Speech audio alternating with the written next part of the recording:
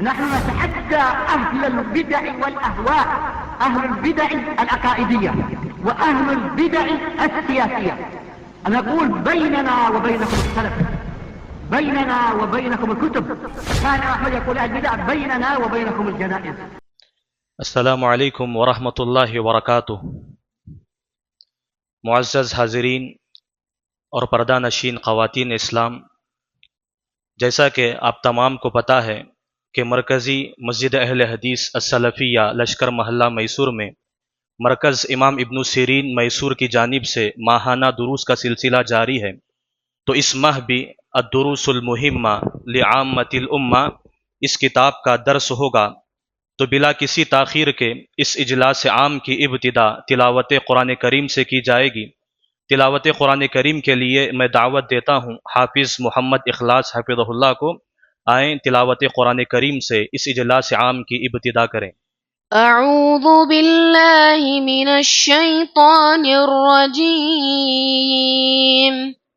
بسم اللہ الرحمن الرحیم۔ سبح للہ ما فی السماوات والارض وهو العزیز الحکیم، لہ ملک السماوات والارض یحیی ویمیت وهو على كل شيء قدیر، هو الأول والآخر والظاهر والباطن وهو بكل شيء عليم، هو الذي خلق السماوات والأرض في 6 أيام ثم استوى على العرش، يعلم ما يلج في الأرض وما يخرج منها وما ينزل من السماء وما يعرج فيها، وهو معكم أينما كنتم والله بما تعملون بصير، له ملك السماوات والأرض وإلى الله ترجع الأمور، يولج الليل في النهار ويولج النهار في الليل وهو عليم بذات الصدور، آمنوا بالله ورسوله وأنفقوا مما جعلكم مستخلفين فيه، فالذين آمنوا منكم وأنفقوا لهم أجر كبير، وما لكم لا تؤمنون بالله والرسول يدعوكم لتؤمنوا بربكم وقد أخذ ميثاقكم إن كنتم مؤمنين، هو الذي ينزل على عبده آيات بينات ليخرجكم من الظلمات إلى النور، وَإِنَّ اللَّهَ بِكُمْ لَرَعُوفٌ رَحِيمٌ۔ السلام علیکم ورحمۃ اللہ وبرکاتہ۔ اللہ تبارک و تعالیٰ سے دعا ہے کہ اللہ تبارک و تعالیٰ اس طالب علم سے مزید خدمات لیتا رہے۔ سامعین اکرام، بلا کسی تاخیر کے اس اجلاس عام کے خصوصی مقرر فضیلت الشیخ ابو شریح عمر فاروق محمدی مدنی حفظہ اللہ سے گزارش کی جاتی ہے کہ اپنے خطاب سے ہم سب کو مستفید فرمائیں۔ السلام علیکم ورحمۃ اللہ وبرکاتہ۔ الحمد للہ رب العالمین وصلی اللہ وسلم وبارک علی عبدہ ورسول محمد وعلى آلہ وصحبہ اجمعین وعلى من تبعہم بإحسان الی یوم الدین، اما بعد۔ معزز حاضرین، جیسا کہ آپ جانتے ہیں کہ شیخ عبدالعزیز بن باز رحمہ اللہ کا یہ رسالہ جس پر ہماری گفتگو جاری ہے، الحمدللہ کچھ دروس ہمارے ہو چکے. جو رسالہ کے شیخ بن باز رحمہ اللہ نے اس لیے تالیف کیا تاکہ آپ مسلمان وہ بنیادی علم حاصل کر سکیں جن کا حاصل کرنا اس کے اوپر فرض ہے. اس سے پہلے بھی یہ بات آئی تھی کہ علم دو طرح کا ہے. ایک علم وہ ہے جو علم فرض عینی ہے، اور ایک وہ ہے جو فرض کفائی ہے. فرض عین کا مطلب یہ ہے کہ ہر مسلمان مرد عورت پر اس علم کا حاصل کرنا فرض ہے، اس کے بغیر وہ آدمی اللہ کے پاس کامیاب نہیں ہو پائے گا. جیسے عقیدہ ہے، عقیدے کی بنیادی باتیں، توحید، شرک کی معرفت، بدعات اور سنت، اور اسی طرح احکام میں نماز ہے جو ہر ایک پر فرض ہے، روزہ ہے جو ہر ایک پر فرض ہے، زکوٰۃ سب پہ فرض نہیں ہے، جن پہ فرض ہے ان کے اوپر ضروری ہے اس کا علم حاصل کرنا، حج سب پہ فرض نہیں ہے، جن پر فرض ہے ان کے لیے ضروری علم حاصل کرنا. تو ایک علم وہ ہے جو علم فرض عینی ہے، ہر مسلمان پر فرض ہے کہ وہ اس علم کو حاصل کرے. اور دوسرا علم ہے وہ جو فرض کفائی ہے. فرض کفائی کا مطلب یہ کہ اگر امت کا ایک طبقہ اس کو سیکھ لیتا ہے تو سب کی طرف سے کفایت کر جائے گا. اسی لیے ہر آدمی کے لیے لازم نہیں ہے کہ وہ عالم دین ہو، کیونکہ ہر ایک کے لیے یہ ممکن نہیں ہے اور ہر ایک کے لیے آسان اور میسر بھی نہیں ہے. لیکن امت میں ایسے لوگ ہونے چاہیے جو فرض کفائی فرض عین علم کو حاصل کرنے کے ساتھ فرض کفائی کو بھی حاصل کرے. وہ جن کے پاس شریعت کی گہری باتوں کا علم ہو، سمجھ بوجھ ہو اور اچھی طرح سمجھ سکتے ہو، اور ان کی زندگی کتاب و سنت کو پڑھنے میں پڑھانے میں لگ جائے. ایسے لوگوں کا ہونا امت میں بہت ضروری ہے تاکہ وہ وقتاً فوقتاً لوگوں کی صحیح رہنمائی کر سکے. عام مسلمانوں کے لیے فرض نہیں ہے. اسی لیے آپ دیکھتے ہیں ہم میں سے کسی کو تھوڑا تو کسی کو اس سے بھی کم علم ہوتا ہے، اور کوئی وہ ہوتا ہے جو مسائل سمجھنے کے قابل نہیں ہوتا ہے، چونکہ 20 سال 25 سال 30 سال علم حاصل نہیں کیا، اس کے بعد علم حاصل کرنا شروع کرتا ہے تو وہ اسے گہری باتیں سمجھ میں نہیں آتی ہے، یا سمجھ میں آتی ہے تو یاد نہیں رہتی ہے، یاد رہتی ہے تو عمل نہیں کر پاتا ہے. کیوں؟ کیونکہ پہلے سے وہ علم کے راستے پر لگا ہوا نہیں ہے.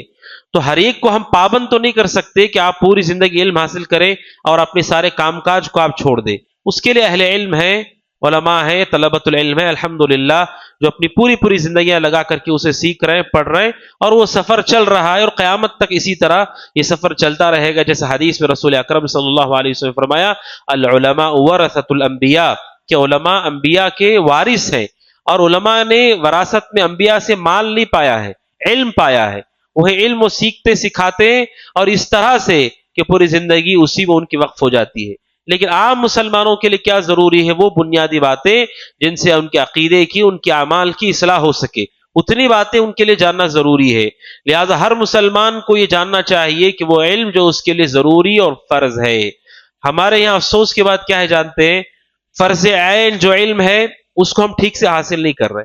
وہ علم جو فرض ہے ہی نہیں. فقہ اور فتووں میں آپ کو ہر آدمی مفتی ملے گا، ہر آدمی فتوے دے رہا ہے، نہ اسے فتووں کے اصول سے کوئی تعلق ہے، نہ عربی زبان جانتا ہے، نہ حدیث کا علم ہے، نہ شروحات پڑھ سکتا ہے، نہ علماء کے فتاوے جمع کرنے کی لیاقت ہے اس کے پاس. لیکن آپ دیکھیں گے کہ اس کو فتویٰ دینے میں اتنی دلچسپی ہے، امت کے بڑے بڑے مسائل پر وہ بولتا ہے اور لکھتا ہے.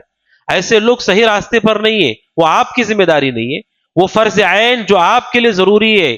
اسی لیے بہت سارے نوجوانوں کو آپ دیکھیں گے کہ وہ بڑی بڑی ان کی باتیں، آپ ان کو کھڑا کر کے پوچھے توحید کی قسمیں کتنی ہیں، ایک قسم پر ایک دلیل دیجئے، نماز کے شرائط بتائیے، ارکان بتائیے، واجبات بتائیے، سحو کب ہوتا ہے، پہلے ہوتا ہے کہ بعد میں ہوتا ہے، رسول نے کب کیا تھا. آپ کو نہیں ملے گا جواب دینے والا الا ماشاء اللہ. کیوں؟ کیونکہ علم جو فرض نہیں ہے اس کو وہ حاصل کر رہے ہیں، جو فرض عین ہے اس کو نہیں حاصل کر رہے، فرض کفائی کے پیچھے. دوسرا ایک کہ ترتیب نہیں ہے ان کے پاس، تھوڑا یہاں سے تھوڑا وہاں سے، پرندے کی طرح آج اس درخت پر تو اس درخت پر. ان کے پاس ترتیب سے کوئی کسی بات کا علم نہیں ہے. ایسے لوگوں کا معاملہ کیا ہوتا ہے کہ وہ بسا اوقات نفع دینے والوں سے بڑھ کر کے نقصان دینے والے بن جاتے ہیں، جس کی وجہ سے لوگوں کو بہت نقصان ہوتا ہے. اسی لیے پہلی بات ابتدائی طور پر جو علم ہمارے لیے ضروری ہے اس کو آپ حاصل کیجئے. بڑے مسائل، دقیق مسائل، امت کے وہ مسائل جو ہم نہیں سمجھ سکتے اسے چھوڑ دیجئے، علماء کے حوالے کر دیجئے. اسی لیے حضرت علی بن ابی طالب رضی اللہ عنہ نے یہاں تک کہا عام لوگوں کے بارے میں کہ ان کا علم بہت زیادہ نہیں ہوتا ہے. حضرت علی رضی اللہ عنہ نے کہا حدث الناس بما يعرفون. حضرت علی کہتے تھے لوگوں کو وہی مسائل بتاؤ جو وہ سمجھ سکتے ہوں. اگر ایسی باتیں ان کو بتائیں آپ نے جو وہ نہیں سمجھ سکتے تو اللہ اس کے رسول کا بھی انکار کر دیں گے. وہ کہہ دیں گے ایسا کیسے ہو سکتا ہے، ایسا کب ہو گیا، ایسے کہاں ہو گیا، وہ اللہ اس کے رسول کا بھی انکار کر دیں گے۔ حضرت علی رضی اللہ عنہ کہتے ہیں وہی باتیں لوگوں کو بتاؤ جو وہ سمجھ سکتے ہو۔ اس کا مطلب یہ ہے کہ عام افراد، امت کے عام مسلمانوں کو گہرا علم نہیں ہوتا ہے، شریعت کا تفصیل علم نہیں ہوتا ہے۔ ہر مسلمان کو اپنے قد کو پہچاننا چاہیے کہ ہمارے پاس کتنا علم ہے، کتنا پڑھا ہے آپ نے، کتنی چیزیں آپ جانتے ہیں۔ ہمیں معلوم ہونا چاہیے کہ ہمارے پاس بہت زیادہ علم نہیں ہے، ہمیں دھیرے دھیرے چھوٹی چھوٹی باتوں سے شروعات کرنا ہے اور آگے بڑھتے رہنا ہے۔ اللہ سے امید ہے کہ جو علم ہمارے پاس آئے گا اللہ اس میں خیر و برکت دے گا، اس لیے ضروری ہے کہ علم کو حاصل کرے۔ اور ایک اہم بات کیا ہے کہ عام طور پر ہماری جو تربیت یا ہماری جو عادت ہے وہ جذبات اور زوردار شاندار خطابات کی ہمیں عادت ہے، اور اسی طرح ہم چلتے ہوئے آئے ہیں۔ علمی دروس کی ہمیں عادت نہیں ہے، اسی لیے آپ دیکھتے ہیں کہ علمی دروس میں 10 منٹ 15 منٹ بیٹھنا بھی بھاری ہوتا ہے آدمی کے لیے، وہی وہ موبائل پہ گھنٹے گھنٹے لگتا ہے، کب 10 سے 12 بج جاتے ہیں اس کو پتہ نہیں چلتا ہے۔ لیکن علمی درس میں بیٹھنے کی انہیں عادت نہیں ہے، ہمیں عادت نہیں ہے، عادت ہمیں بنانی ہے۔ اللہ سبحانہ وتعالی نے ہمیں موقع دیا ہے، عادت بنانی ہے، صبر کرنے والا بنانا ہے۔ ہمیشہ جذباتی باتیں، جذباتی تقریریں، اسی سے ہم علم حاصل کریں گے تو ہم بہت بڑے علم سے محروم رہ جائیں گے۔ کیوں جانتے ہیں؟ رسول اکرم صلی اللہ علیہ وسلم جہاں خطبات دیا کرتے تھے، خطبات میں آپ کا انداز کیسے ہوتا تھا؟ ایسے ہوتا تھا انداز گویا کہ آپ کسی لشکر کے بارے میں لوگوں کو بتا رہے ہیں کہ ابھی حملہ ہو جائے گا تمہارے اوپر۔ آپ کا انداز جمعہ کے خطبات میں کچھ اور ہے، اور اسی طرح آپ کی مجلس میں نماز فجر کے بعد آپ بیٹھتے تھے یا صحابہ کی مجلسوں میں آپ بیٹھتے تھے، وہاں جو آپ ان کو سکھاتے تھے، سمجھاتے تھے، سوالات کے جوابات دیتے تھے، اس کا اسلوب مختلف ہے۔ ہمیں دونوں کی عادت ہونی ہے، ہمیں صرف جذباتی تقریروں کی عادت ہے، اور جیسے ہی حدیث کی قرآن کی شرح شروع ہو جائے ایسے آدمی رخصت ہو جاتا ہے، گویا کہ اسے اس کی پرواہ ہی نہیں ہے یا وہ سمجھ نہیں پا رہا۔ اس کو ایسے نہیں ہونا ہے۔ اگر ایسے ہم بنیں گے تو بہت زیادہ علم ہمارے حصے میں نہیں آئے گا، صرف جذباتی تقریریں ہمارے حصے میں آئیں گی۔ اب ہم سب کو پتا ہے اللہ اس کے رسول کی اطاعت کرو، ہر مسلمان کو معلوم ہے، لیکن رسول کی اطاعت کن چیزوں میں ہوتی ہے؟ وہ 6 چیزیں کون سی ہیں جن میں سے ایک بھی آپ چھوڑ دیں گے تو بدعت میں چلے جائیں گے؟ کس کو پتا ہے؟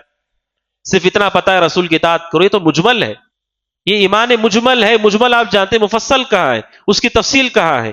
اس کی تفصیل سیکھنے کے لیے ان جیسے دروس کی ہمیں عادت کرنی ہے، اور یقیناً یہ آسان نہیں ہے، یہ یقیناً تھکا دینے والا۔ صبر آزمائے، لیکن اللہ سے دعا کرنا چاہیے کہ اللہ تعالی ہمارے لیے طلب علم کو آسان کرے، اور اللہ تعالی ہمیں سیکھنے والا بنائے۔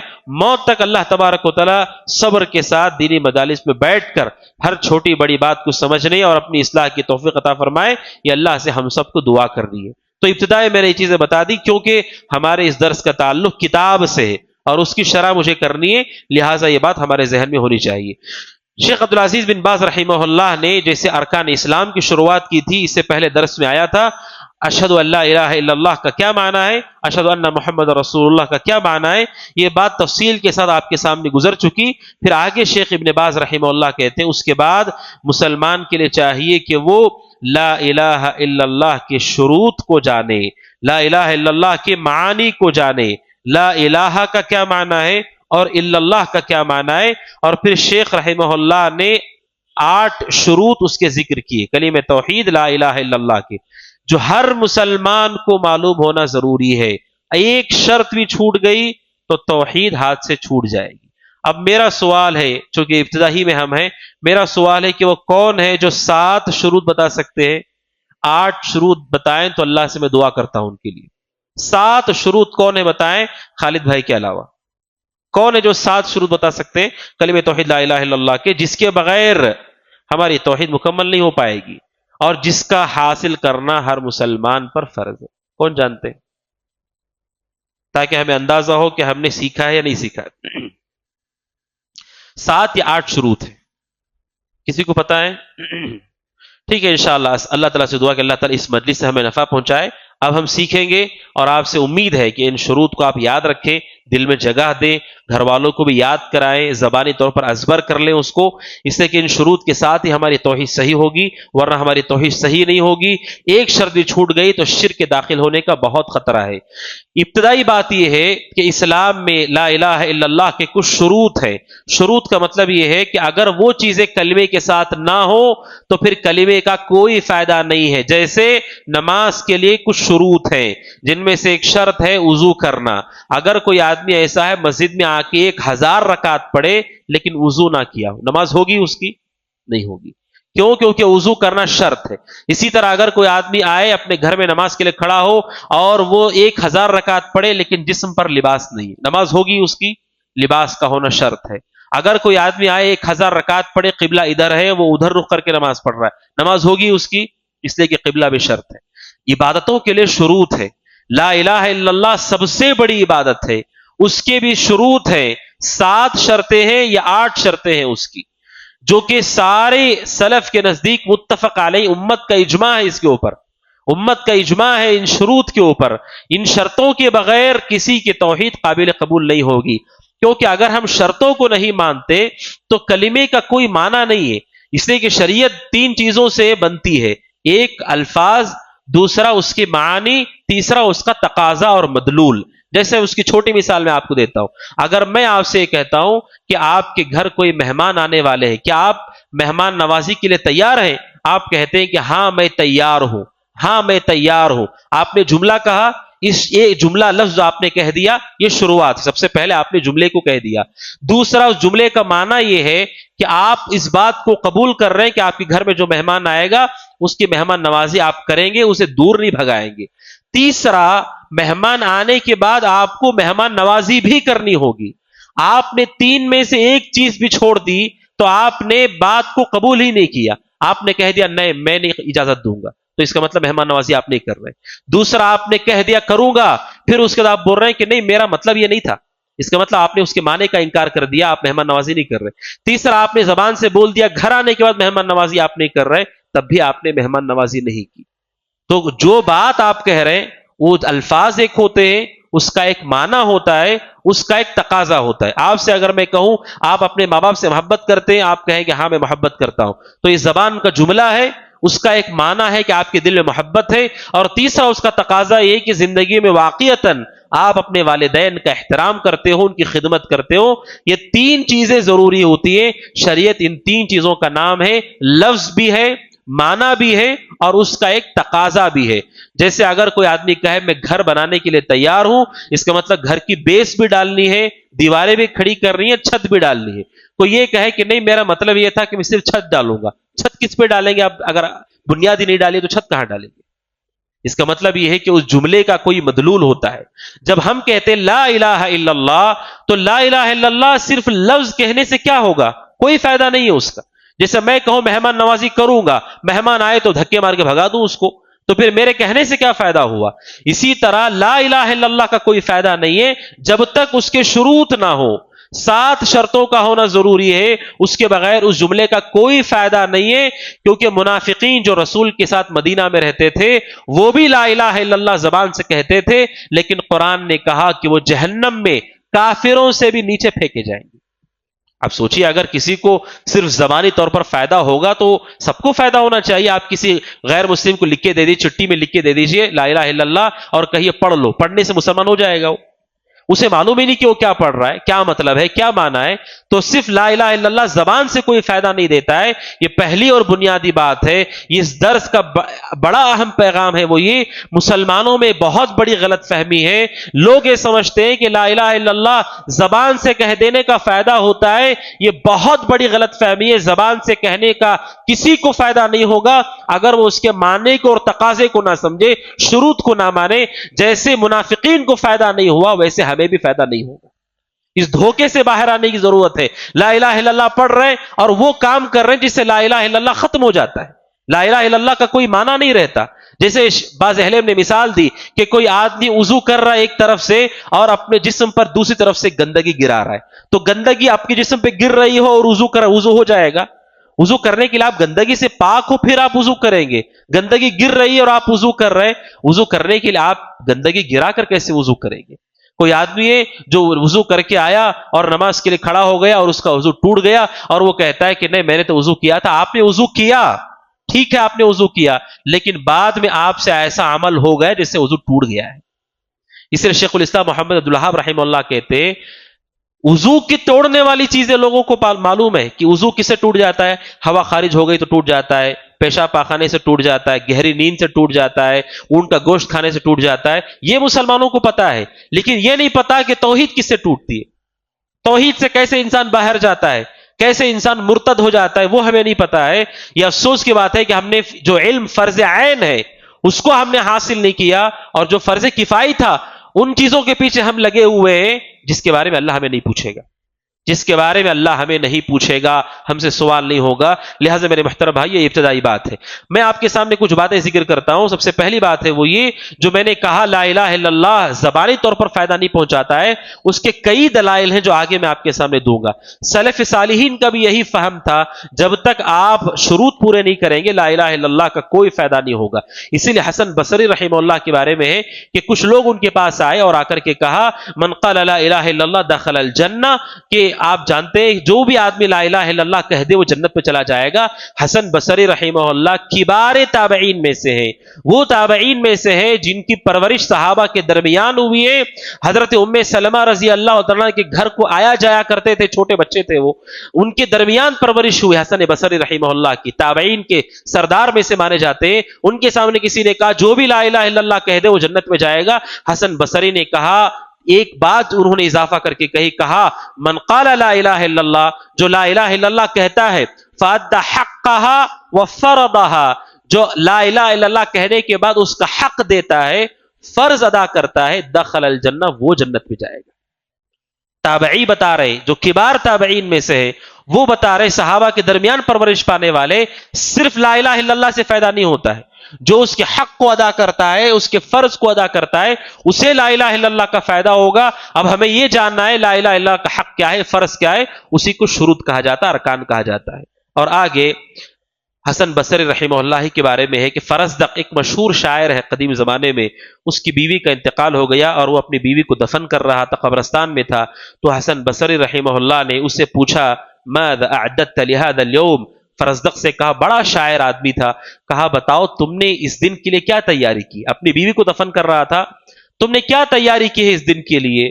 فرزدق نے کہا شہادت اللہ الہ الا اللہ منذ 70 سنہ، کا 70 سال سے میں نے لا الہ الا اللہ کو تیار رکھا ہے، 70 سال سے تیار رکھا ہے۔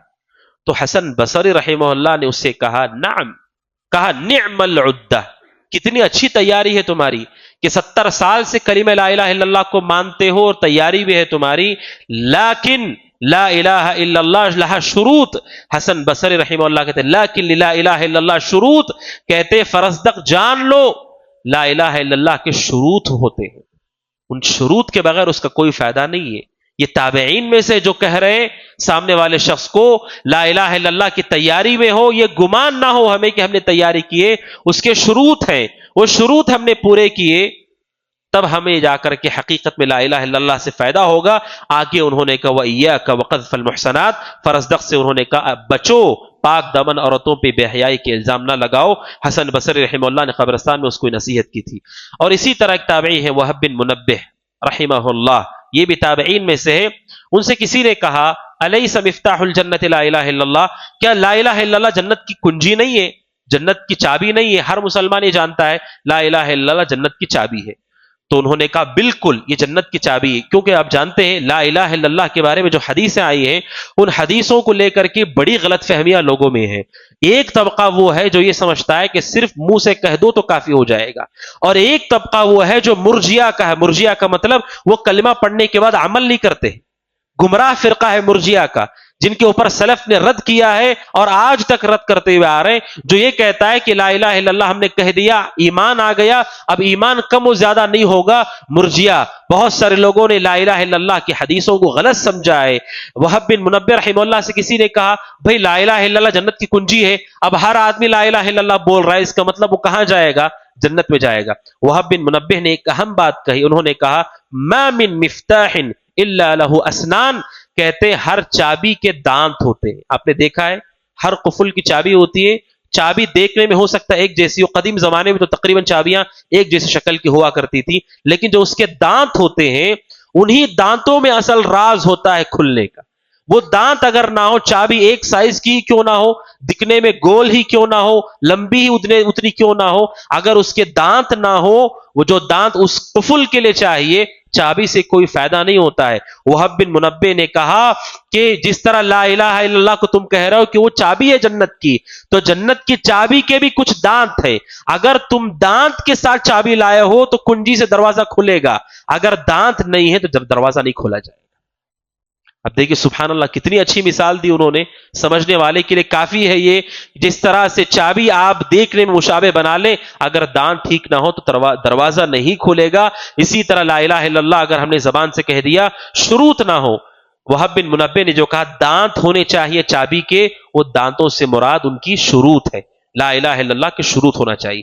اب آئیے ہمارے اصل موضوع کی طرف ہم آتے ہیں کہ لا الہ الا اللہ کے شروط کیا ہیں، وہ 7 شرطیں کیا ہیں جن کو ماننا ضروری ہے۔ سب سے پہلی شرط ہے العلم۔ العلم کیا معنی ہے؟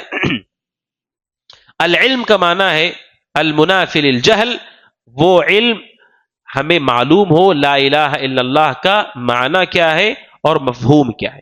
لا الہ الا اللہ کا معنی کیا ہے، مفہوم کیا ہے، یہ علم اگر ہمیں ہے، اس کے بعد کلمہ پڑھیں گے تو کلمے کا فائدہ ہوگا اگر ہمیں اس کا علم ہو۔ کیا ہے علم لا الہ الا اللہ کا؟ لا الہ الا اللہ میں 2 چیزیں ہیں، ایک ہے نفی، انکار کرنا کہ کوئی عبادت کے لائق نہیں ہے، اور دوسرا اس بات، یہ ماننا کہ صرف اور صرف اللہ تعالی عبادت کے لائق ہے۔ نفی اور اثبات، یہ 2 چیزیں ہیں لا الہ الا اللہ کے اندر۔ ان 2 چیزوں کا علم اگر ہمیں ہے لا الہ الا اللہ کے بارے میں، تب ہمیں لا الہ الا اللہ کا فائدہ ہوگا، اگر علم نہ ہو تو لا الہ الا اللہ کا کوئی فائدہ ہمیں نہیں ہوگا۔ جیسے میں نے مثال دی، آج بھی ایسے ہوتا ہے، جیسے میں نے کہا وہ مسلم ممالک جہاں پر دہشت گردوں کے قبضے ہیں کچھ جگہوں پر، وہاں پر غیر مسلمین ملٹری کو، فوج کو اگر گزارنا ہے تو انہیں ڈر ہے کہ ناحق قتل کر دیں گے ان لوگوں کا، تو انہیں کیا کر دیتے ہیں، بعض جگہ پہ ٹرین کرتے ہیں کہ اگر کوئی دہشت گرد تمہیں پکڑ لے، ٹیررسٹ پکڑ لے، تو تم لا الہ الا اللہ پڑھ دینا، وہ تمہیں مسلمان سمجھ کے چھوڑ دے گا۔ تو باقاعدہ یہ لوگ یاد کر کے آتے ہیں اس کو کہ کہیں پکڑے جائیں گے تو وہ بول کر کے چھوٹ جائیں گے۔ تو اب یہ جو بول رہے ہیں، کیا بولنے سے مسلمان مانے جائیں گے؟ یہ مسلمان نہیں، کفار کے کفار ہی ہے، وہ اپنے بچاؤ کے لیے وہ بول رہے ہیں۔ تو لا الہ الا اللہ کی پہلی شرط ہے العلم، کہ ہمارے پاس علم ہونا چاہیے اس کا، اگر علم نہیں ہے تو اس کا کوئی فائدہ نہیں۔ اس وجہ سے اللہ سبحانہ وتعالی نے قرآن کریم میں یہ شرط بیان کی ہے لا الہ الا اللہ کی، کہا الا من شہد بالحق وهم يعلمون، لا الہ الا اللہ کو ماننے والے کون ہیں؟ جو حق کی گواہی دیں۔ شرط یہ ہے کہ انہیں علم ہونا چاہیے کہ کیا گواہی دے رہے ہیں، انہیں معلوم ہونا چاہیے کہ کیا گواہی دے رہے ہیں۔ لا الہ الا اللہ یہ عربی کا جملہ ہے، انہیں معلوم ہونا چاہیے اس کا کیا معنی ہے۔ اگر معنی کے بغیر بولیں گے تو اس کا کوئی فائدہ نہیں ہوگا۔ یہ قرآن مجید سورہ زخرف آیت نمبر 86 ہے، جس میں شرط رکھی گئی ہے کہ جو لوگ لا الہ الا اللہ کہتے ہیں ان کے لیے شرط ہے کہ وہ علم کے ساتھ بولیں گے تو فائدہ ہوگا، علم کے بغیر بولیں گے تو کوئی فائدہ نہیں ہوگا۔ اور اسی طرح صحیح مسلم کی حدیث ہے، رسول اکرم صلی اللہ علیہ وسلم نے فرمایا، عثمان بن عفان رضی اللہ عنہ کہتے ہیں من مات وهو يعلم انه لا الہ الا اللہ دخل الجنہ، اللہ کے نبی نے کہا جس آدمی کی موت اس حال میں ہو، جو صرف لا الہ الا اللہ کہتا ہو، نہیں وهو يعلم، اسے علم ہو لا الہ الا اللہ کہ اللہ کے سوا کوئی عبادت کے لائق نہیں، اس کے پاس معلومات ہو لا الہ الا اللہ کی، دخل الجنہ، وہ جنت میں جائے گا۔ یہ حدیث اور ان جیسے حدیثوں کے بارے علماء کہتے ہیں ان حدیثوں میں شرط لگائی گئی ہے کہ اگر آپ اور میرے پاس علم نہ ہو لا الہ الا اللہ کا تو اس جملے سے کوئی فائدہ نہیں ہوگا۔ بہت سارے لوگ کہتے ہیں کہ وہ لا الہ الا اللہ بھی پڑھ رہے ہیں، کیا ہم مسلمان نہیں کہہ سکتے؟ کیا وہ مسلمان نہیں ہوں گے اس کی وجہ سے؟ آپ ظاہری طور پر انہیں مسلمان سمجھ رہے ہیں، لیکن حقیقت میں اسلام لا الہ الا اللہ کا نام ہے، اور وہ جب لا الہ الا اللہ کو ہی نہیں جانتے ہیں تو پھر ہم کیسے کہیں گے کہ وہ حقیقی معنوں میں لا الہ الا اللہ کو مان رہے ہیں؟ تو پہلی شرط ہے جو قرآن اور حدیث میں بتائی گئی وہ ہے العلم، کہ ہمیں لا الہ الا اللہ کا علم ہونا چاہیے۔ علم میں کتنی چیزیں آئی ہیں؟ کتنی چیزوں کا علم ہونا چاہیے لا الہ الا اللہ میں؟ لا الہ الا اللہ اس جملے میں کتنی باتیں ہیں جو ماننی ضروری ہیں؟ 2 باتیں۔ پہلی چیز انکار کرنا لا الہ کہ کوئی عبادت کے لائق نہیں، کوئی بھی نہیں ہے، انکار کرنا، چاہے نبی ہو، چاہے ولی ہو، چاہے سورج ہو، چاہے چاند ہو۔ اسی لیے علماء نے ایک بڑی اہم بات کہی، کہتے ہیں جب اللہ کی عبادت کا انکار، اللہ تبارک و تعالیٰ کے علاوہ کسی کی عبادت کا انکار ہوتا ہے تو وہاں انکار کرتے وقت کسی کے درجے کا خیال نہیں کیا جائے گا۔ وہاں پر جاندار، غیر جاندار مخلوق ہر ایک کو برابر آپ ایک ساتھ گنا سکتے ہیں۔ جیسے آپ یہ کہہ سکتے ہیں اللہ کی عبادت میں کوئی شریک نہیں، نہ پتھر شریک ہے، نہ درخت شریک ہے، نہ پانی شریک ہے، نہ نبی شریک ہے، نہ نیک لوگ شریک ہے، یا جو اللہ کے علاوہ کی عبادت کا انکار کیا جاتا ہے تو وہاں کسی کے مقام کا خیال نہیں کیا جاتا ہے، کیونکہ ایک طرف مخلوق ہے، ایک طرف خالق ہے، اور جب خالق کی بات آتی ہے تو مخلوق کی عبادت کی کوئی تصور ہمارے یہاں نہیں ہے۔ لہٰذا یہ پہلی شرط ہے العلم، کہ ہمارے پاس لا الہ الا اللہ کا علم ہونا چاہیے، اور دوسری شرط ہے الیقین۔ الیقین کا مطلب یہ ہے ہمیں لا الہ الا اللہ اس جملے کا جو معنی ہے اس پر ہمیں یقین ہونا چاہیے کہ ہاں اللہ کے علاوہ پرستش کے قابل کوئی نہیں ہے، نبی بھی پرستش کے قابل نہیں ہے، ان کی عبادت نہیں ہو سکتی، ولیوں کی عبادت نہیں ہو سکتی، فرشتوں کی عبادت نہیں ہو سکتی، کسی کی عبادت نہیں ہو سکتی۔ ہمیں اس پر یقین ہونا چاہیے۔ یقین کیا ہے؟ یہ علم کا سب سے اعلیٰ درجہ ہے، علم کا سب سے اعلیٰ درجہ جہاں انسان کو اطمینان ہوتا ہے۔ جیسے میں آپ سے کہوں سورۃ الفاتحہ کی پہلی آیت کون سی ہے؟ کون سی ہے سورۃ الفاتحہ کی پہلی آیت؟ الحمدللہ رب العالمین۔ سب کو معلوم ہے سورۃ الفاتحہ کی پہلی آیت کیا ہے، یقین ہے سب کو، اور پوری طرح مطمئن ہے اپنی معلومات پر۔ رات میں جگا کر کے بھی میں پوچھوں تو آپ یہی جواب دیں گے۔ یہ سب سے اعلیٰ درجے کا علم ہوتا ہے، اس لیے کہ علم کے کئی مراتب ہوتے ہیں۔ ایک مرتبہ وہ ہوتا ہے جہاں پر آدمی کو شک ہوتا ہے، ہو بھی سکتا ہے نہیں بھی ہو سکتا۔ میں آپ کے سامنے کوئی ڈبہ دوں اور اس میں کہوں بتاؤ کہ اس کے اندر کیا ہے، تو آپ کو لگتا ہے کہ یہ بھی ہو سکتا ہے، یہ بھی ہو سکتا ہے۔ میں کہوں دو چیزیں ہیں، یا تو اس کے اندر کتاب ہے یا قلم ہے، بتاؤ کیا ہے اس میں، تو آپ سوچیں گے کتاب ہوگی یا قلم ہوگا۔ یہ کہتے ہیں شک، کہ آپ کو علم ہے لیکن اس علم میں یقین نہیں ہے، آپ کو شک ہے، آپ کو کنفرم نہیں کہ کیا ہے اس میں۔ تو علم کا ایک مرتبہ وہ ہوتا ہے جہاں انسان کو یقین نہ ہونے کی وجہ سے شک ہوتا ہے، اور ایک مرتبہ وہ ہوتا ہے جہاں پر آدمی کو گمان ہو جاتا ہے۔ گمان کا مطلب یہ ہے کہ آدمی کو اندازہ ہوتا ہے کہ شاید ہی ہو، غلبۃ الظن ہوتا ہے، اسے زیادہ چانس ہے اس کے۔ جیسے میں کہوں کہ ہاں کتاب ہونے کی زیادہ چانس ہے، یہ بھی یقین نہیں ہے۔ اگر کوئی آدمی یہ کہے کہ نہیں اللہ کی عبادت میں ہو سکتا ہے کوئی اللہ کے نبی بھی شریک ہو سکتا ہے، تو یہ آدمی یقین والا نہیں ہے۔ 100% یقین یہ ہے کہ آپ کہیں کہ اس کے اندر کتاب ہی ہے اور کوئی چیز نہیں، اور آپ مطمئن ہیں کہ کتاب ہی، کیونکہ آپ نے پہلے ہی دیکھ لیا تھا کیا رکھا اس نے، آپ کو معلوم ہے اس میں کیا ہے۔ تو یقین کہتے ہیں اعلیٰ درجے کا علم جس میں کوئی شک نہ ہو بلکہ اطمینان ہو۔ اسی لیے موت کو یقین کہا گیا ہے قرآن میں، وَاعْبُدْ رَبَّكَ حَتَّى يَأْتِيَكَ الْيَقِينُ، اے نبی اللہ کی عبادت کیجئے جب تک موت نہیں آتی، عبادت کیجئے۔ موت کے لیے اللہ نے کیا لفظ استعمال کیا ہے؟ یقین، کیونکہ یقین عربی میں کہتے ہیں ٹہر جانے کو، کیونکہ آدمی مرنے کے بعد حرکت نہیں کر سکتا ہے، ٹہر جاتا ہے۔ یقین کہتے ہیں لا الہ الا اللہ کے معنی پر آپ کو یقین ہو، یعنی کوئی شک نہیں، آپ مطمئن ہیں کہ اللہ ہی عبادت کے لائق ہے۔ مخلوقات میں عرش سے لے کر کے فرش تک، زمین کے تہ تک ایک تنکا بھی عبادت کے لائق نہیں، کسی کو سجدہ نہیں ہو سکتا، کسی کی نظر و نیاز نہیں ہو سکتی، کوئی نفع نقصان کا مالک نہیں کہ ہم اسے پکار سکیں۔ یہ یقین بھی شرط ہے۔ اگر کسی کے دل میں شک ہو تو پھر وہ آدمی توحید پر نہیں ہے، اس آدمی کی توحید اللہ قبول نہیں کرتا ہے۔ اللہ تعالی ہم سب کو یقین کی توفیق عطا فرمائے، اللہ یقین کی دولت ہمیں دے۔ یہاں پر میں آپ کو بتا دوں جو وسوسے آتے ہیں، وسوسوں کا علاج ہے قرآن و حدیث میں، آپ اللہ کی پناہ مانگے شیطان مردود سے اور اپنے حق میں دعا کریں۔ لیکن کوئی آدمی ایسا ہے جو علم کے اتنے کمزور مرحلے میں ہے، ابھی تک اسے یقین نہیں ہو پایا ہے، تو اس کے لیے ضروری ہے کہ وہ اپنے علم کے سفر کو جاری رکھے، کتاب و سنت کی دلائل سے اپنے دل کو یقینی کیفیت تک لے جائے، کیونکہ اگر یقین نہیں ہے، شک ہے، گمان ہے، تو وہ آدمی توحید پر نہیں ہے۔ اللہ سبحانہ و تعالیٰ نے شرط رکھی ہے، سورہ حجرات آیت نمبر 15 میں اللہ تعالیٰ کہتا ہے انما المؤمنون الذین آمنوا باللہ ورسولہ، مومن وہ ہے جو اللہ اس کے رسول پر ایمان لاتے ہیں، شرط یہ ہے ثم لم یرتابوا، پھر اس کے بعد کبھی شک نہیں کرتے۔ اگر شک ہے اس کا مطلب وہ مومن نہیں، صرف لا الہ الا اللہ جنت میں لے جائے گا، لا الہ الا اللہ جنت کی کنجی، اتنا ہی معلوم ہے، قرآن کی آیت کہتی ہے وہ مومن ہے جو ایمان لانے کے بعد کبھی اس کے دل میں شک نہ ہو کہ اللہ ہی سچا معبود ہے، کوئی اور عبادت کے لائق نہیں ہے. جن کے دلوں میں جن کے دلوں میں شک نہیں ہے یہی لوگ توحید پرست ہے، یعنی ان کے دلوں میں یقین ہوگا. قرآن کی آیت ہے جو کہتی ہے یقین نہ ہو تو لا الہ الا اللہ کا کوئی فائدہ نہیں. اب دیکھیے ہمارے نوجوانوں کی تربیت، ہماری اولاد کی تربیت کیا ہم نے یقین پر کی ہے؟ کیا ان کو یقین ہے کہ اللہ ہی معبود برحق ہے؟ ہم سب کی ذمہ داری ہے کہ ہم ان شروط کو خود پہلے یاد کریں اور پھر اپنے اہل و عیال کو، اپنے پہچان والوں کو بتائیں کہ شروط کیا ہیں. یہ وہ چیزیں جو فرض عین ہیں، جو ہمیں ایک دوسرے کو بتانی ہے، ایک دوسرے کی ہماری اپنی مجلسوں میں ان کا ذکر ہونا چاہیے. افسوس اور صد افسوس، جتنا بھی افسوس کیا جائے کم ہے.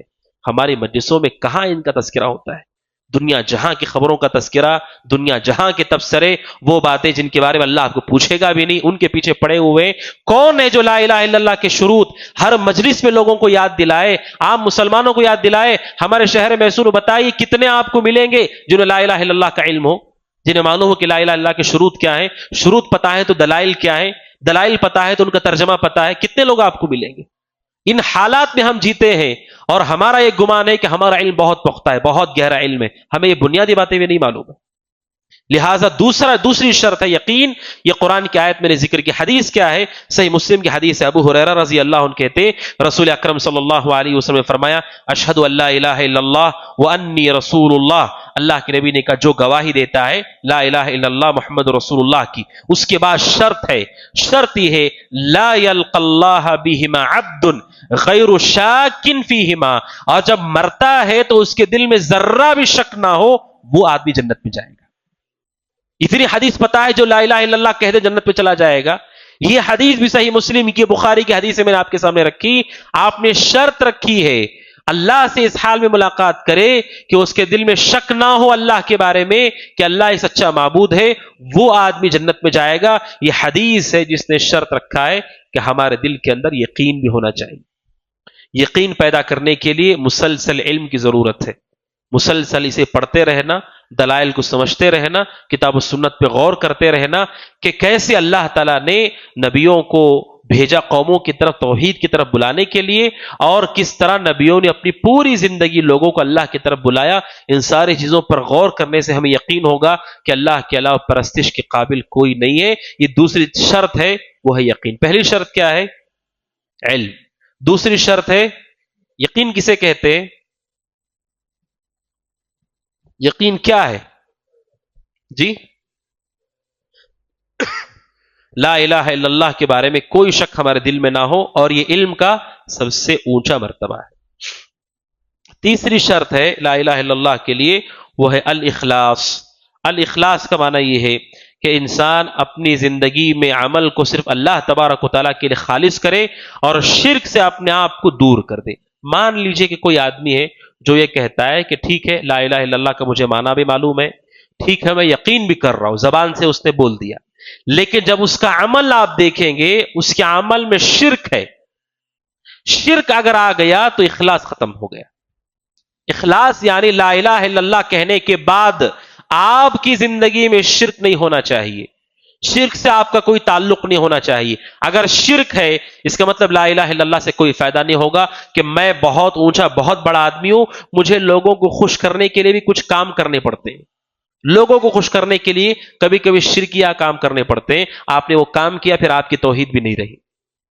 کیونکہ اخلاص کا مطلب یہ ہے آپ نے جب لا الہ الا اللہ کہا، اللہ کے لیے آپ نے کہا ہے، پھر زندگی بھر اللہ کے اس توحید پر آپ کو باقی رہنا ہے، آپ کو شرک سے بچے رہنا ہے. آپ کے دل کے اندر شرک داخل نہ ہو، عمل میں شرک داخل نہ ہو، باتوں میں شرک داخل نہ ہو. سورہ بینہ آیت نمبر 5 میں اللہ تعالیٰ کہتا ہے وَمَا أُمِرُوا إِلَّا لِيَعْبُدُوا اللَّهَ مُخْلِصِينَ لَهُ الدِّينَ. لوگوں کو اللہ نے اسی بات کا حکم دیا ہے، اسی بات کا لوگوں کو پابند کیا گیا ہے کہ وہ اللہ کی عبادت کریں. کس طرح سے؟ مخلصین لہ الدین، عبادت کو اللہ کے لیے خاص کریں. یہی اللہ کا ایک حکم ہے. آپ غور کریں سورہ بینہ کی آیت نمبر 5 آگے بھی آئے گی انشاءاللہ. آپ غور کریں کہ شریعت ہم سے صرف ایک چیز ہی مانگتی، ایک چیز کا مطالبہ ہے ہم سے. اللہ نے جتنی نعمتیں ہمیں دی ہیں اللہ نے ہمیں زندگی دی، جسم دیا، گھر دیا اور رشتہ دار دیے، مال دیا، عزت دی، دولت دی، پہچان دی، سواریاں دی، سب کچھ اللہ نے دیا ہے۔ ایک چیز کا مطالبہ کیا گیا ہے، بس ایک چیز، وہ یہ ہے کہ ہمارا اور آپ کا جو سچا رب ہے صرف اس کی عبادت کرنی ہے، بس اس کے علاوہ کوئی مطالبہ نہیں کیا گیا ہے۔ اللہ نے سورہ زاریات میں کہا، ہم نے لوگوں سے یہ نہیں کہا کہ وہ ہمیں کما کر کے کھلائیں۔ کیا لوگ کما کے اللہ کو کھلاتے ہیں؟ کما کر خود کھاتے ہیں، کما کر اپنے رشتہ داروں کو کھلاتے ہیں، اپنی بیوی بچوں کو کھلاتے ہیں۔ آپ اور اب میں اللہ تعالیٰ کو کیا دینے والے؟ وہ سب کچھ ہمیں دے رہا ہے۔ ایک چیز کا مطالبہ کیا گیا ہے، وہ یہ کہ عبادت کو اللہ کے لیے خالص کریں، کبھی اللہ کے ساتھ شرک نہ ہو۔ اس ایک مطالبے کو بھی ہم پورا نہیں کر رہے، کتنے افسوس کی بات ہے۔ ایک چیز کا مطالبہ ہے، آپ کو نبی کی پرستش نہیں کرنی ہے، آپ کو صحابہ کی پرستش نہیں کرنی ہے، درختوں کی نہیں کرنی، کسی کے سامنے نہیں جھکنا ہے، صرف ایک اللہ ہے، اس کی عبادت کرنی ہے رسول کے طریقے پر، بس ایک مطالبہ ہے۔ اسی کو سورہ بینہ میں کہا گیا، وَمَا أُمِرُوا إِلَّا لِيَعْبُدُوا اللَّهَ مُخْلِصِينَ لَهُ الدِّينَ، لوگوں کو بس اسی بات کا حکم دیا گیا ہے کہ وہ اپنی عبادت کو اللہ کے لیے خالص کریں۔ اسی لیے آپ سوچئے کل قیامت کے دن اگر یہ سوال ہو کہ تم نے کس کی عبادت کی، اور یہ سوال ہو ہم سے کہ ہم نے اللہ کی عبادت کیوں نہیں کی، کیا جواب ہے ہمارے پاس؟ اگر میں آپ سے کہوں روزانہ میرے 100 کام کرو، تو آپ بدلے میں کہہ سکتے ہیں کہ نہیں، میں 100 کام آپ کے نہیں کر سکتا، 100 کام نہیں ہے، میرے پاس ٹائم نہیں ہے اتنا۔ آپ کہہ سکتے ہیں کیونکہ 100 کام آپ کا نہیں کر سکتے، وقت نہیں ہے اتنا۔ اگر آپ سے مجھ سے سوال ہو کہ اللہ کی عبادت ہم نے کیوں نہیں کی، کیوں توحید کو قبول نہیں کیا، ایک ہی کام کرنا تھا اللہ تبارک و تعالیٰ کے لیے، باقی تو زندگی اپنے لیے جی رہے، اور الحمدللہ اللہ نے اتنی نعمتیں ہمیں دی ہیں جو ہم سے پہلے اور آج لاکھوں کروڑوں لوگوں کو وہ دولت اللہ نے نہیں دی ہے، اتنی دولت اللہ نے ہمیں دی ہے۔ آپ دیکھ لیجئے آس پاس اور اپنے علاقوں پر غور کیجئے، دنیا جہاں کو بھی آپ جانتے ہیں ایسے حالات ہیں لوگوں کے، کیسے کن مشکلات سے وہ گزر رہے ہیں۔ کھانے کے لیے روٹی بھی لوگوں کے پاس نہیں ہے، کھانے کے لیے کھانا نہیں، پینے کے لیے پانی نہیں ہے، بھوک سے ان کی سانس ٹوٹ رہی ہے۔ اللہ نے اتنی نعمتیں، اتنی ساری چیزیں ہم سے دی ہیں، مطالبہ بس ایک ہے کہ اللہ کے توحید کو مانیے، شرط یہ ہے الاخلاص، اللہ کے ساتھ کسی کو شریک مت کیجیے، اپنے عمل کو خالص کیجیے۔ اور یہ قرآن میں جو لفظ ہے، اس لفظ کو استعمال کیا گیا ہے کہاں پر؟ اللہ کی قدرت ہے۔ اللہ تبارک و تعالیٰ کون ہے؟ من بین فرث ودم لبنا خالصا، اللہ تعالیٰ کہتا ہے، اللہ تعالیٰ وہ ہے جو جانور کی فرث، اس کے استنجا اور اسی طرح اس کے خون کے درمیان سے لبنن خالصا، خالص دودھ اللہ تعالیٰ نکالتا ہے۔ وہاں پر اللہ تعالیٰ نے اس لفظ کو استعمال کیا خالصا۔ آپ دیکھتے گائے کا جب دودھ نکالا جاتا ہے، وہ دودھ اندر سے نکل رہا ہے اس کے جسم سے، جہاں پر گندگی بھی ہے ایک جگہ پر اور خون بھی ہے، لیکن خون اور گندگی کے درمیان اللہ تعالیٰ خالص سفید دودھ نکالتا ہے، نہ اس میں ہرا رنگ ہے نہ لال رنگ ہے، اتنا خالص دودھ اللہ تعالیٰ ہم کو دیتا ہے۔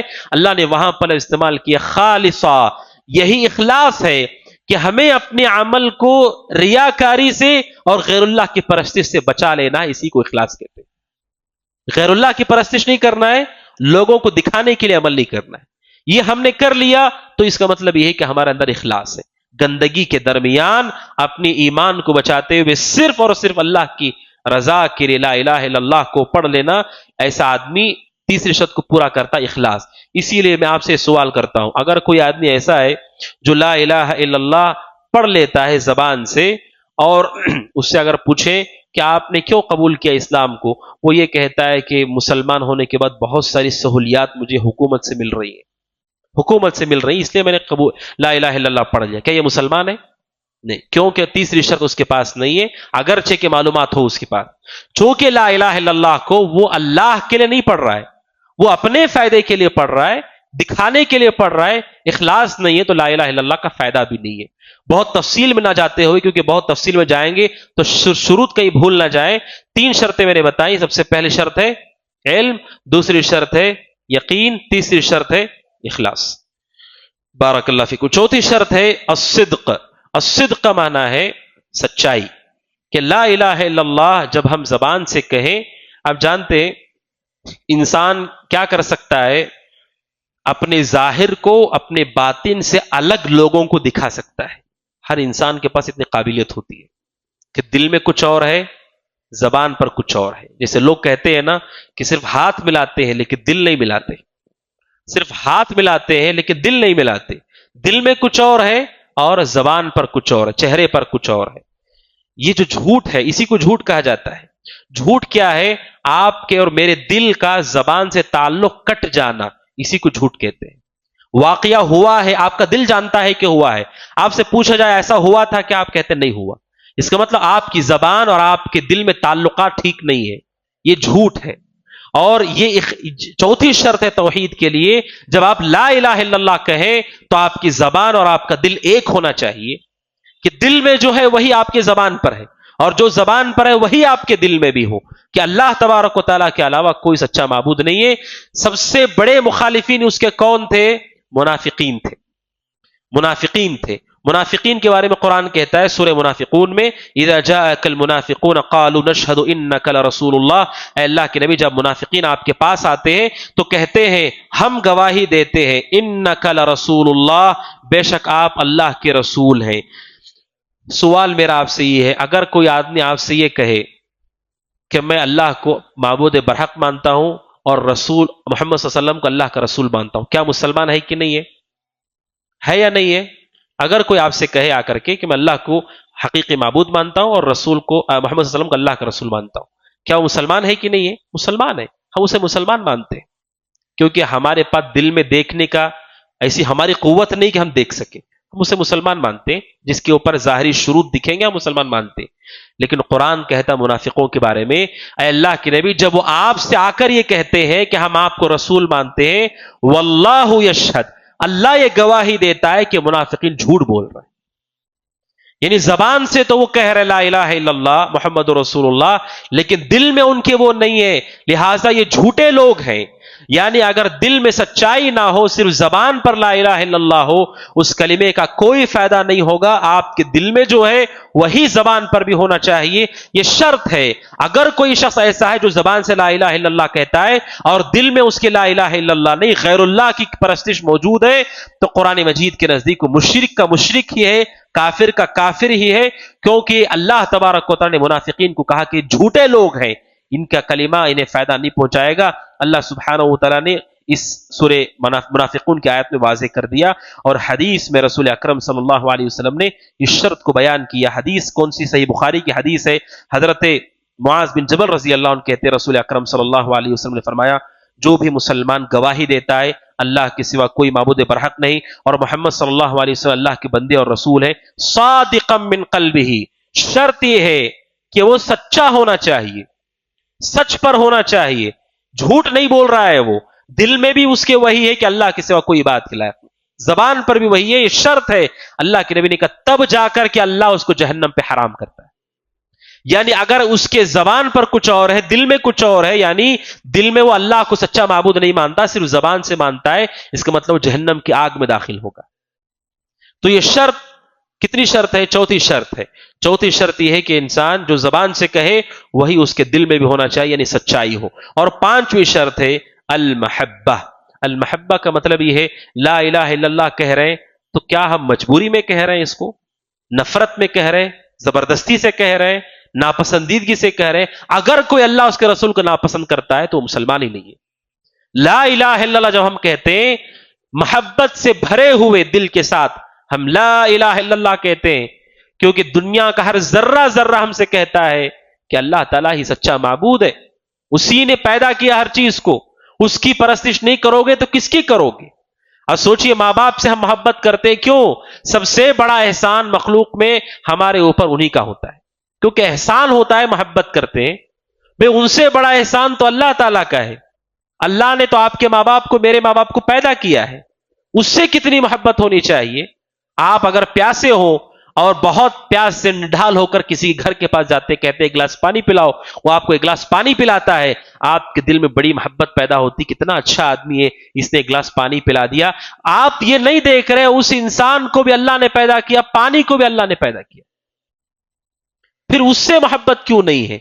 جب ہم کہتے لا الہ الا اللہ تو ہمیں کلمے سے محبت ہے، ہم کلمے کو ناپسند نہیں کرتے. कलिमे से नफरत हमें नहीं है। नंबर 2, रसूल से भी मोहब्बत है हमारी। और जो आदमी ला इलाहा इल्लल्लाह कहता है उन तमाम से हमारे दिलों में, उन तमाम के बारे में हमारे दिल में मोहब्बत है, क्योंकि ला इलाहा इल्लल्लाह का हामिल शख्स है वो। अब देखिए भाई बहन क्या होते हैं, माँ बाप एक है, भाई बहन आपस में कैसी मोहब्बत उनकी होती है, क्योंकि माँ बाप एक है। जो आदमी अल्लाह को सच्चा माबूद कह रहा है जबकि दूसरे लोग अल्लाह को गालियां दे रहे हैं, इंकार कर रहे हैं, न जाने किन किन लोगों की परस्तिश कर रहे हैं, उन भीड़ में आपका कोई भाई आपको नजर आता है जो आप ही की तरह कहता है ला इलाहा इल्लल्लाह कि मैं अल्लाह के अलावा किसी को अल्लाह के अलावा सच्चा माबूद नहीं मानता हूं, तो आपकी मोहब्बत उससे होनी चाहिए। उसी को कहा जाता है अलवला, कि जो भी ला इलाहा इल्लल्लाह का कायल है इस दुनिया में, शुरूत और अरकान और उसके तकाजे को पूरा करने वाला, चाहे वो अफ्रीका का कोई काला शख्स हो या फिर हिंदुस्तान का रहने वाला कोई शख्स हो या रेगिस्तान सहराओं में जंगलात में रहने वाला कोई शख्स हो, कोई लाल हो, कोई छोटा हो, कोई बड़ा हो, जो भी आदमी ला इलाहा इल्लल्लाह कहता है उससे भी हम मोहब्बत करते हैं। अगर ये मोहब्बत हमारे दिल में नहीं है, इसका मतलब ये है कि हमने ला इलाहा इल्लल्लाह को नहीं समझा। ला इलाहा इल्लल्लाह की शर्त ये है कि हम ला इलाहा इल्लल्लाह से मोहब्बत करें, उसके कहने वाले रसूल अकरम सल्लल्लाहु अलैहि वसल्लम से मोहब्बत करें, सहाबा से मोहब्बत करें, सारे अहले ईमान से हमारी मोहब्बत हो। और जो आदमी उनसे बुग़्ज़ रखता है, ला इलाहा इल्लल्लाह की वजह से बुग़्ज़ रखता है, वो मुसलमान नहीं है। कोई आदमी है जो अपने आप को कहता है नहीं मैं भी मुसलमान ही हूं, मैं भी तौहीद को मानता हूं, लेकिन वो देख रहा है कि ये पक्का तौहीद परस्त है, कभी गैरुल्लाह को सजदा नहीं करता है, उसे देखकर आपको नफरत होती है, मुझे नफरत होती है, फिर हमारा कोई ईमान नहीं। क्योंकि शर्त यह है अल महब्बा, कि हमारे दिल में मोहब्बत हो कलिमे से भी, और जो कलिमे के कायल हैं उनके बारे में हमारे दिल में मोहब्बत हो। अफसोस की बात है, मोहब्बत की जब बात आती है, आज जो कि जमाना तरक्की करते हुए आगे चला गया है, लोगों में अलग अलग तकसीम है। एक तकसीम मालदारों की और गरीबों की है, एक तकसीम मालदारों की और गरीबों की सबसे बड़ी तकसीम मानी जाती है। एक तकसीम वो है जो हाकिम और महकूम की है, कि कोई बड़े मनसब पर है, कोई आम आदमी है। ये तकसीम, इस तकसीम की वजह से मोहब्बत और बुग़्ज़ होता है, तो समझ लीजिए कि हमने इस्लाम को पहचाना ही नहीं। इस्लाम ने कहता है मोहब्बत और बुग़्ज़ की तकसीम मुसलमान और कुफ्र है। ईमान और कुफ्र ये मोहब्बत और नापसंदीदगी की असल तकसीम है। ये गरीब और ये अमीर, इसीलिए आपको एक छोटा वाक़या आपको बताता हूं। कहने वाले बहुत मोतमद इंसान है, मेरे नज़दीक उन्होंने वाक़या बयान किया कि एक शख्स होते थे उनकी पहचान के, जो बहुत साहिब हैसियत थे, बहुत पैसे वाले शख्स थे, इतने ऊंची दर्जे तक वो चले गए थे माल कमाते कमाते कि बहुत बड़े बड़े लोगों से उनका बैठना उठना होता था, और होते होते उनके सारे दोस्त मुशरिकी थे, कुफ्फार थे। और कुफ्फार में भी जिनको ऊंची जात का कहा जाता है ना, वो उनके दोस्त होते थे। मुसलमानों के महल्ले पसंद नहीं, मस्जिदें पसंद नहीं, मुसलमानों से मेल जोल पसंद नहीं, हाथ मिलाना पसंद नहीं, कोई बाजू बैठ जाए पसंद नहीं। ये बहुत पाकीज़ा आदमी है, ऐसे पाकीज़ा आदमी जिनको तहारत का भी इल्म नहीं, वो उनके दोस्त हैं। और जो 5-5 बार वजू करते हैं उनको कहते हैं कि नहीं ये गंदे लोग हैं, ये बुरे लोग हैं। कहते हैं कि वो आदमी के घर पहुंचे, उन्होंने देखा कि उसके घर के अंदर एक बुत रखा हुआ है, जिसके बारे में यह अकीदा है कि उसे देखो तो आदमी के दिल में खुशी पैदा होती है। आप सब जानते हैं ऐसा बुत होता है। मुसलमान अपने आप को कहता था उसके घर में बुत रखा हुआ है। जब वो घर गए तो उस आदमी ने नापसंद किया कि इसको अपने दस्तरखान पर बिठाकर मैं खिलाऊं। कहते हैं कि उस आदमी की मौत को मैंने देखा। जिस दिन वो मरा, जिस गांव में वो मरा, उसका जनाजा लाया जा रहा था। एक ही रास्ता था, एक रास्ते से आर पार होने का रास्ता था कब्रिस्तान जाने के लिए। जिस दिन उसकी मौत हुई, जनाजे को लाया जा रहा था, उसी दिन गैर मुस्लिमों की ईद थी, गैर मुस्लिमों का त्यौहार था, और एक बुत को सवार करके उनकी पूरी भीड़ उसी रास्ते की तरफ आ रही थी। चूंकि रास्ता एक था और कोई इंतजार करने के लिए तैयार नहीं, तो दोनों उस रास्ते से गुजरने के लिए तैयार हुए। वो कहते हैं कि मैंने अपनी आंखों से देखा कि जनाजे में समझ में नहीं आ रहा था कि यह मुसलमान का जनाजा है या किसी बुत का त्यौहार है। जिन लोगों से मोहब्बत थी जिंदगी में, मौत से पहले अल्लाह ताला उनके साथ मिला करके उसे दुनिया से भेजा है। सोचिए कितने अफसोस की बात है और शर्म की बात है कि माल हमारा माबूद है कि मुसलमानों से मोहब्बत नहीं है। मुसलमान अगर गंदा है, मुसलमान अगर गरीब है, बीमार है, कमजोर है, माजूर है, वो उन सारे इंसानों से अफजल और बेहतर है जो अल्लाह ताला का इंकार करते हैं। जो इंकार करते हैं हमारे नजदीक उनकी कोई हैसियत नहीं है। ये मोहब्बत हमारे दिल के अंदर होना चाहिए। अगर बुग़्ज़ और नापसंदीदगी है, ये बुग़्ज़ और नापसंदीदगी हमारे ईमान को तबाह और बर्बाद कर देगी। ये कितनी शर्त है? कौन सी शर्त है? پانچویں شرط ہے المحبہ، کہ ہمارے دل کے اندر محبت ہونا چاہیے. اس کی دلیل میں دیتا ہوں. دلیل ہے قرآن مجید سورہ بقرہ میں اللہ سبحانہ وتعالیٰ کہتا ہے وَمِنَ النَّاسِ مَن يَتَّخِذُ مِن دُونِ اللَّهِ أَندَادًا يُحِبُّونَهُم كَحُبِّ اللَّهِ. اللہ تعالیٰ کہتا ہے جنہوں نے اللہ کے علاوہ دوسروں کو شریک بنایا ہے وہ ایسے ان سے محبت کرتے ہیں جیسے اللہ سے محبت ہونی چاہیے. وَالَّذِينَ آمَنُوا أَشَدُّ حُبًّا لِلَّهِ، جو ایمان والے ہیں وہ اس سے زیادہ اللہ سے محبت کرتے ہیں. جتنا غیر مسلمین کفار اپنے بتوں سے محبت کرتے ہیں، ایک مسلمان اس سے زیادہ اللہ سے محبت کرتا ہے. اس کا مطلب یہ کہ اگر ہمیں اللہ سے اس کے کلمے سے محبت نہیں ہے، اس کا مطلب ہم مومن نہیں. کیونکہ قرآن کیا کہتا ہے والذین آمنوا، جو مومن ہیں اشد حبا للہ، وہ زیادہ محبت کرتے ہیں اللہ سے. اگر اس کا مطلب محبت نہیں ہے دل میں تو ہم کیا ہوئے؟ ہم مسلمان نہیں ہوئے. تو یہ پانچویں شرط ہے جو میں نے رکھی. اور حدیث میں رسول اکرم صلی اللہ علیہ وسلم نے فرمایا اوثق الایمان، ایمان کا سب سے مضبوط کڑا کیا ہے؟ الحب فی اللہ والبغض فی اللہ. سب سے ایمان کا مضبوط کڑا ہے، پکا توحید پرست وہ ہے جو اللہ کے لیے محبت کرتا ہے، اللہ کے لیے بغض رکھتا ہے. جو توحید پر ہے اس سے محبت کرتا ہے، جو شرک پر ہے اسے ناپسند کرتا ہے. اخلاق سے پیش آنا چاہیے، احسان کرنا چاہیے، صدقہ کرنا چاہیے، یہ اور چیزیں اسلام اسے نہیں روکتا ہے. لیکن جو دلی محبت ہے اللہ تبارک و تعالیٰ سے ہم محبت کرنے والے، تو یہ 5 شروط ہیں جو میں نے آپ کے سامنے رکھے. اللہ سبحانہ و تعالیٰ سے ہم دعا کرتے ہیں کہ اللہ سبحانہ و تعالیٰ جو شروط ہم نے آپ کے سامنے رکھے، اللہ تعالیٰ سب سے پہلے مجھے کہنے والے کو، آپ تمام کو ان سارے شروط کو یاد رکھنے، دل کی گہرائی میں اتارنے، اس کے تقاضوں پر عمل کرنے کی توفیق عطا فرمائے. اللہ سبحانہ و تعالیٰ جو شروط ہم نے سیکھے اور مزید 2 شرطیں یا اضافی اور 3 شرطیں انشاءاللہ آنے والے درس میں آپ کے سامنے آئیں گے. اللہ تبارک و تعالیٰ ہم سب کو کلمہ توحید کے شروط، ارکان، واجبات، تقاضوں پر عمل کرنے والا بنائے، اور اللہ تعالیٰ ہماری نسلوں کو بھی یہ توحید کا علم پہنچائے. اللہ تبارک و تعالیٰ انہیں بھی اس کے ذریعے سے نفع پہنچائے. آمین. هذا وصلی اللہ وسلم علی محمد وعلى آلہ وصحبہ اجمعین. السلام علیکم ورحمۃ اللہ وبرکاتہ. فاعلم أنه لا إله إلا الله واستغفر لذنبك وللمؤمنين والمؤمنات والله يعلم متقلبكم ومثواكم